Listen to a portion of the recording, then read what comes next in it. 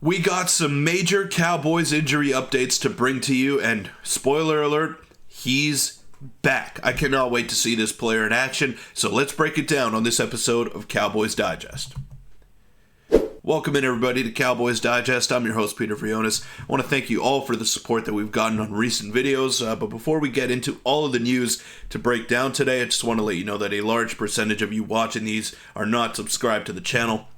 So go ahead, hit that sub button. It doesn't cost you anything. But let's get straight into the video right here, and he is back. The Cowboys have activated DaRon Bland from the injured reserve list and have moved Amani Oruwariye back to the injured reserve list after taking a knee to the spine against the 49ers. Bland is back. Bland is back, baby. Let's go. So that is some good news. And Bland was an all-pro last year. You get Micah back and somehow beat Atlanta, you have hope. Now, DaRon Bland coming back, a playmaker in that secondary, that is going to be a huge sense of relief to Trevon Diggs and to pretty much everybody on that defense because they don't have another ball hawk right now. Trevon Diggs has been good in coverage, but he hasn't really shown that ball hawking ability that we've seen from him in the past. And the Cowboys need a win in the most desperate way possible here. I don't know if they can get this thing back on the rails and even make a run at the playoffs. My guess would be no, but I want to remain optimistic.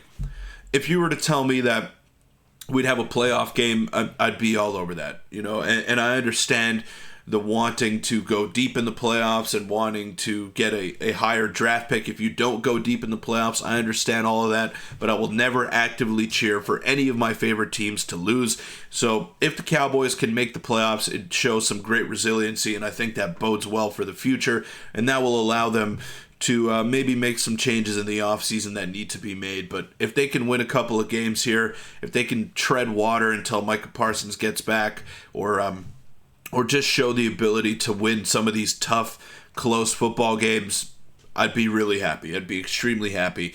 And let's take a look at DaRon Bland's stats here from last season. We all know that he had the record-setting 5 pick sixes, which was the most in NFL history, and he had 9 interceptions overall. Obviously not the greatest tackler, not the hardest hitter, and he does give up quite a little bit of big plays if he gambles a little bit wrong, but having that playmaking ability, having the chance to turn the ball over more than you have this season, I think that bodes well for the Cowboys, and that adds a different wrinkle to their team.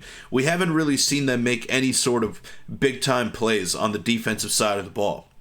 And that could be due to personnel, could be due to Micah Parsons being out, DeMarcus Lawrence. I mean, they're down a lot of defensive linemen, so they're stacking the box and then they're exposed in man-to-man coverage, which has been the common theme in the past couple of weeks here for them.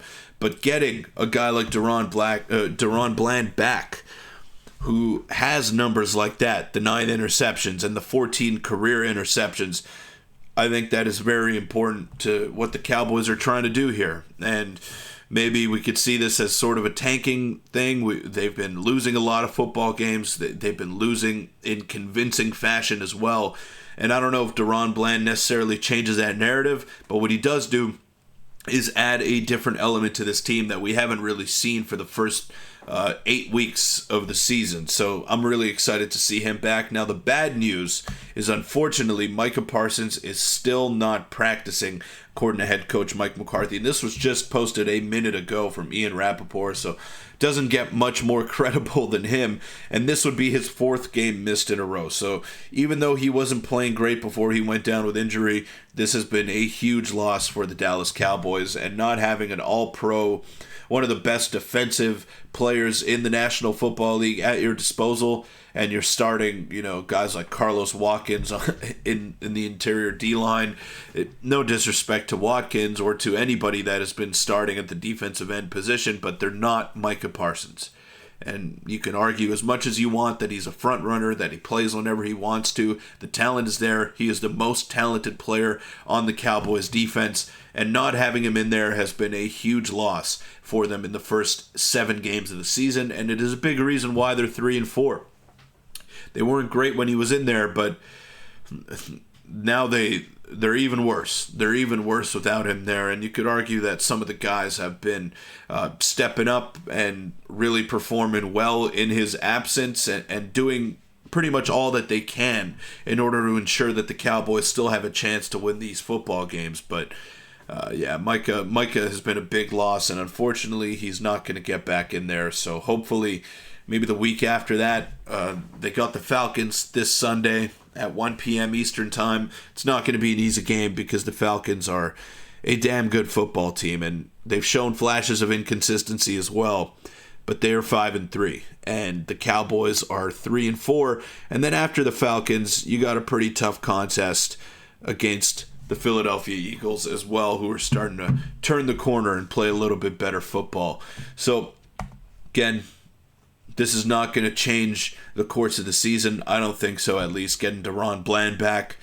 But what it is going to do is it's going to allow you to play a little bit differently on the defensive side of the football, which for the Cowboys, that's pretty good. You're gonna force teams to maybe pass the ball a little bit more. You could stack the box because you have an extra ball hawk in the secondary, and that's exactly what DaRon Bland is. Gambles is maybe not the most consistent secondary in the league. Like he does give up big plays, as I mentioned earlier in this episode, but the 9 interceptions last season, 5 pick sixes.